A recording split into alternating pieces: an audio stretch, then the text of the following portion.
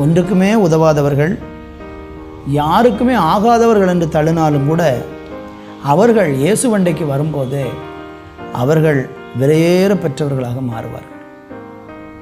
என்னுடைய வாழ்க்கையில் என்னுடைய இளம் பருவத்திலேயே அநேக புறக்கணிப்புகளை நான் அனுபவித்திருக்கிறேன். ஆனால் என்றைக்கு என் வாழ்வை ஒப்பு கொடுத்து இயேசுவுக்கு சேவை செய்ய என்னை ஒப்பு கொடுத்தேனோ அன்றையிலிருந்து புறக்கணிக்கப்பட்ட தள்ளப்பட்ட ஒரு கல்லாக இருந்த என்னை ஆண்டவர் அநேகருக்கு ஆசீர்வாதமான ஒரு விலை மதிக்க முடியாத விலையேறப்பெற்றதான ஒரு ஜீவனுள்ள கல்லாக ஆண்டவர் மாற்றிவிட்டார். இன்றைக்கி உங்கள் வாழ்க்கை அப்படிப்பட்ட ஒரு விலையேறப்பெற்ற கல்லாக மாறி நீங்களும் ஆசீர்வதிக்கப்படணுமா? இயேசு கிறிஸ்துவண்டைக்கு வாங்க. யார் புறக்கணித்தாலும் கவலைப்பட வேண்டாம். இயேசு உங்களை தள்ள மாட்டார்.